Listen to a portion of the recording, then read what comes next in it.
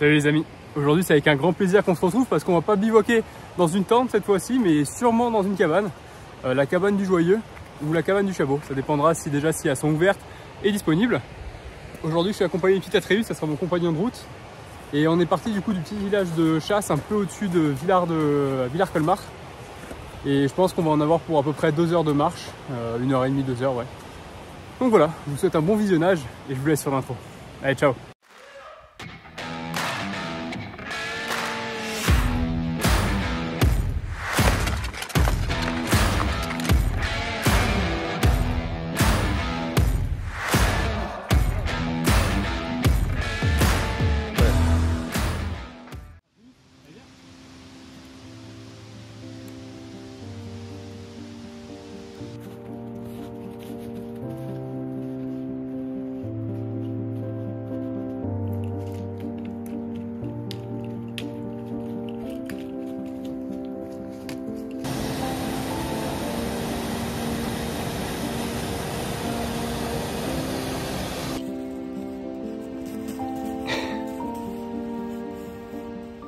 C'est quand même super sympa comme coin, hein. Entre les petits endroits un peu forestiers, ensuite des gros sentiers un peu enneigés. Le petit il kiffe, c'est le principal. Là il reste, on a fait à peu près 3 km, il en reste du coup 4 je pense. Et par contre on n'a pas fait beaucoup de D+, ça c'est ce qui m'inquiète, je pense qu'il y aura une grosse phase de montée avant la fin, mais bon on verra bien. Pour l'instant on continue d'avancer, ça se passe super bien et c'est beau, c'est le principal.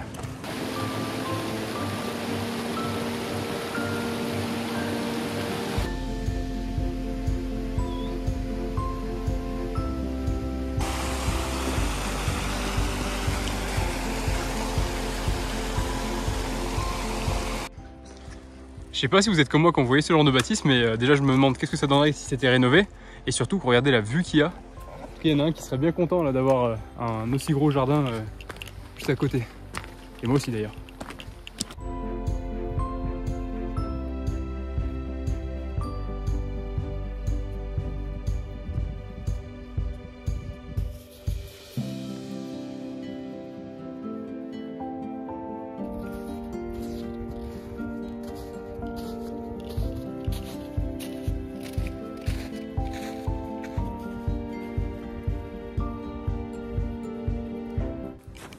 Ça y est, on se rapproche de la cabane du Joyeux, il reste 1 km, 1,5 km, un truc comme ça.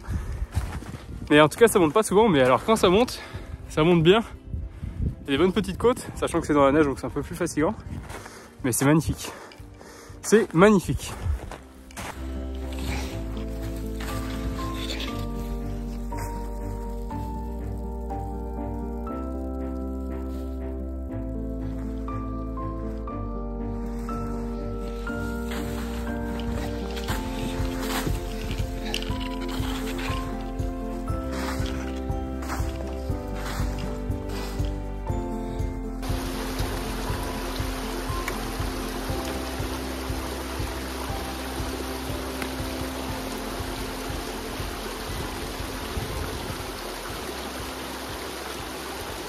Ça y est, on y arrive. Je vous raconterai un peu après ce qui s'est passé.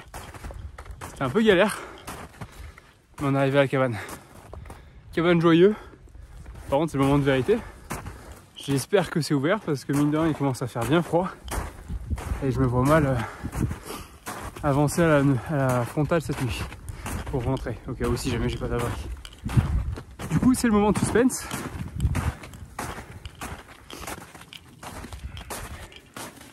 Et ben j'ai bien l'impression que c'est bon. Il y a la petite planche ici qui bloque.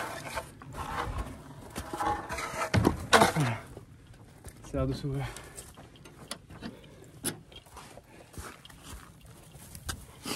Je vais poser le téléphone et je vais réussir à l'ouvrir à demain, je pense.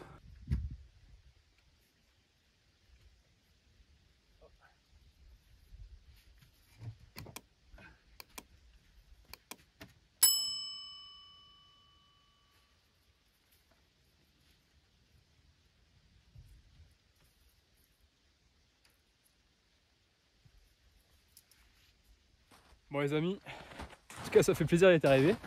J'ai la vue sur le Fréma qui est juste ici là, c'est le triangle là. Le soleil devrait se lever par ici, j'ai regardé sur l'application Peak Finder.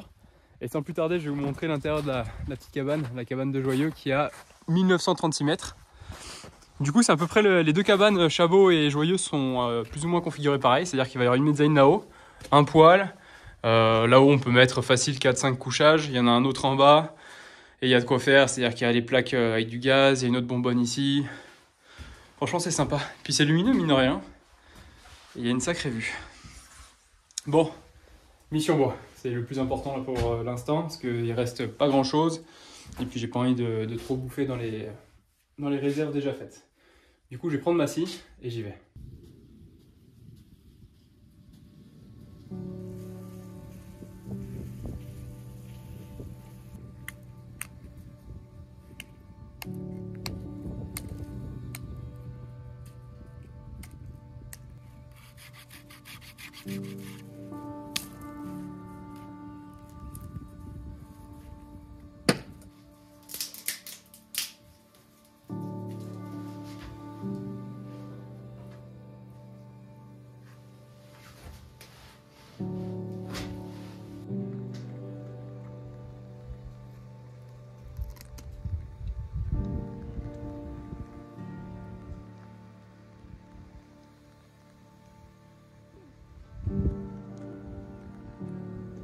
Ça y est, le feu est démarré. Là, je vais manger des macaroni and cheese, je crois, avec toujours le petit MSR Pocket 2. J'ai mis 2 thermomètres, un à l'intérieur et un à l'extérieur, comme ça demain on verra la différence de température et quels ont été les minimums et maximums. Là pour l'instant on est à 5-6 dans la pièce. Et puis sur ce, je vous souhaite bon appétit.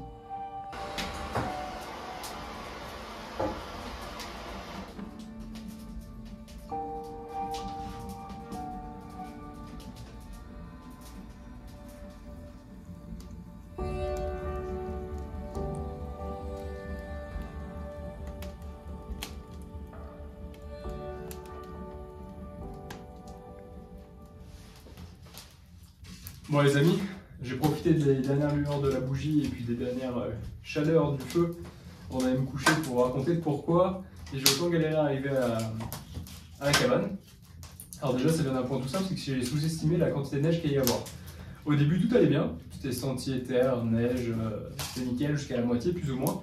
Et à un moment donné c'était complètement de la neige. Et pour remettre dans le contexte, la semaine dernière j'étais parti faire une randonnée vers Roubion, où il n'y avait pas du tout de neige et je voyais mon mouillé qui est à 2870, 2815, à vérifier la hauteur. Et il n'était pas du tout enneigé, il était complètement rocailleux, pas un pet de neige. On avait pris les raquettes par pur plaisir de les utiliser, mais c'était pas non plus une grande nécessité. Et j'étais parti du principe que du coup, aujourd'hui, j'avais pas en avoir besoin et puis ça me permettait de m'alléger en plus de la tente de quasiment 3,5 kg, peut-être même 15 kg au final. Du coup, ça faisait un bon soulagement pour le dos. Bref, je reviens au sujet. Au moment où on arrive sur la période tout enneigée, en fait, je suivais des traces de pas, je continue, jusqu'à un moment donné, il y a un croisement. Je continue de suivre les traces de pas à ce croisement-là, sachant que les autres traces qu'il y avait, c'était une trace de raquette. Au bout d'un moment, Visorando m'envoie une alerte me disant que je suis trop loin de la piste. En l'occurrence, j'étais à 200 mètres, donc oui, en effet, j'étais bien trop loin. Et ce qui fait que je me suis dit, bah c'est pas grave, je vais couper tout droit. Sauf que c'est la première fois à ce moment-là où je me suis rendu compte de la profondeur de la neige. C'est-à-dire que jusqu'à maintenant, je m'enfonçais aller jusqu'au milieu du tibia, mais ça allait très bien. Oula, le feu s'excite. Et sauf qu'en fait, en descendant, je m'enfonçais bien plus que le tibia, étant donné que je m'enfonçais jusqu'aux hanches, voire le nombril à certains passages. Heureusement que ça durait que 200 mètres. Le chien, lui, derrière, il était tranquille, entre guillemets, dans le sens où il suivait mes traces. Je faisais un peu le forain et après, lui, il passait dans mes traces. Bref, on continue, on rejoint le sentier.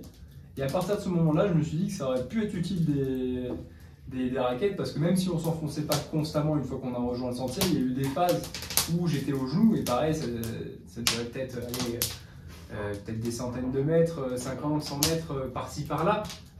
Mais à force, c'est assez fatigant sur une montée, ça bouffe pas mal d'énergie, même lui, il a, parce que le tuyau, il doit sauter, parfois il fait des allers-retours, donc bon, ce qui n'était pas le plus reposant. Et à un moment donné, on arrive tout en haut de la côte, on voit la cabane, sauf que je vois aussi que je suis pas du tout sur le bon sentier, encore une fois.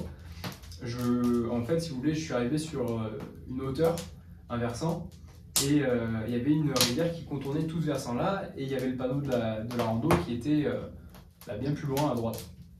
Du coup, encore une fois, vu que la cabane était en face de moi, je me suis dit, je vais tracer tout droit. Du coup, je descends. Il y avait quoi, 30 mètres à descendre, c'était du piqué, hein, mais on a glissé sur les fesses, ça marchait très bien. On rejoint la rivière que vous avez vu tout à l'heure. On la traverse. Et en traversant, je me suis dit, bon, j'ai essayé de voir pour monter directement. Je commence à monter par la droite, impossible, je m'enfonce jusqu'au nombril. D'ailleurs, je ne comprends pas comment il y avait autant de neige à cet endroit-là. Je reviens à la rivière et je vois qu'il y a une partie rocailleuse sur la face de gauche. Et du coup, j'ai escaladé cette face-là, comme ça au moins j'ai accès plus vite. Mais à ce moment-là, c'était fini, hein, il n'y avait plus de complications une fois que j'étais en haut de ce petit passage-là. Mais du coup, on a mis bien plus de temps que prévu. Et c'est bien plus fatigant que prévu. Là-bas, je voulais faire une petite rando tranquille de PPR. Mais c'était pas ça. Mais bon, au final, ça fait une petite aventure avec le chien et c'était très sympa. J'espère que les images vous ont plu. Moi, je vais laisser le feu s'éteindre tranquillement et puis je vais aller me mettre au lit. Là, il fait 14 degrés. Donc voilà, c'est très appréciable. Sur ce, je vous dis à demain et puis bonne nuit.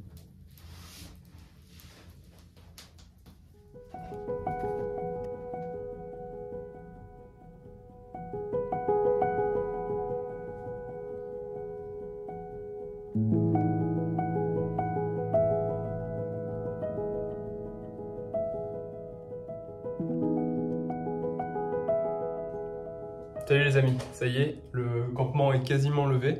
J'ai remis les tables là où je me suis servi de lit en fait. J'ai passé un bon coup de balai. Le feu, comme vous l'entendez, il est rallumé depuis tout à l'heure.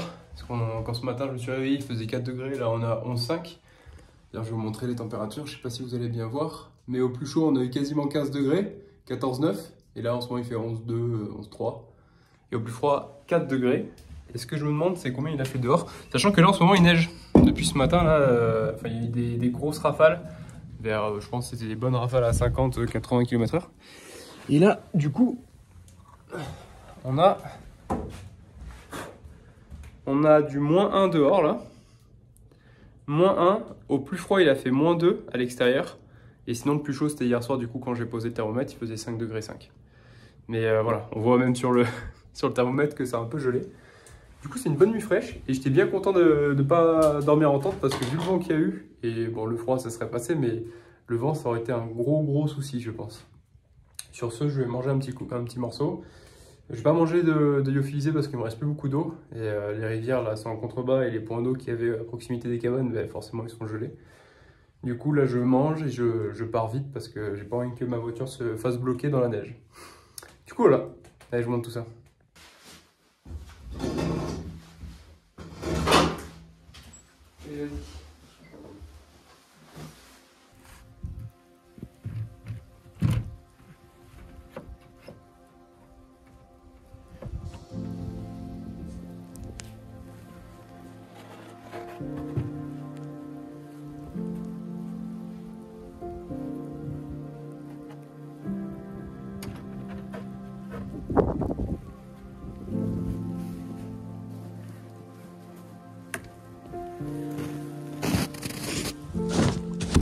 Bon les amis, comme vous pouvez voir, c'est un peu compliqué là. On s'enfonce jusqu'au genou là encore. Du coup, j'ai vite fait faire demi-tour pour deux raisons, parce que déjà j'ai pas envie de laisser la voiture trop longtemps avec la neige qui tombe pour éviter pour pouvoir repartir déjà. Et aussi parce que je ne vois aucun sentier, la neige a tout recouvert et donc là c'est vraiment galère. Donc je trouve ça plus sécuritaire de faire demi-tour et puis j'aurais déjà bien profité. Allez, sur ce, à toutes.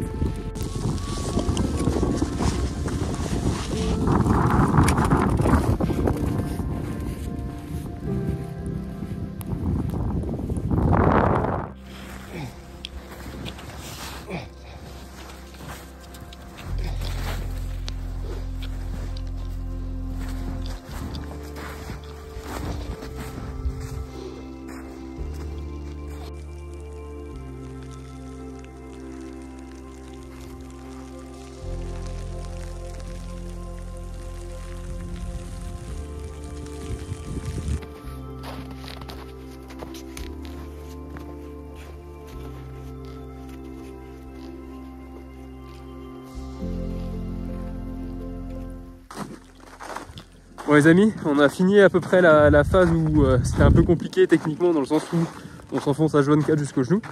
Donc, du coup c'est moins fatigant aussi. Là il fait un peu plus frais qu'hier, il fait -2 à peu près, alors qu'hier on avait du 6 degrés. Mais l'avantage, parce que d'habitude j'aime pas trop faire des allers-retours, c'est que hier ici on avait un gros ciel bleu, donc on voyait tous les sommets, alors que là pas du tout, on est en plein nuage, et du coup ça change complètement et j'ai pas l'impression au final de revenir sur mes pas. Et mentalement c'est mieux, surtout quand on était parti pour faire une boucle. Du coup voilà, j'espère que les images vous plaisent. Nous on continue d'avancer, puis il doit nous rester à peu près une bonne heure et demie je pense de marche. Quelque chose comme ça.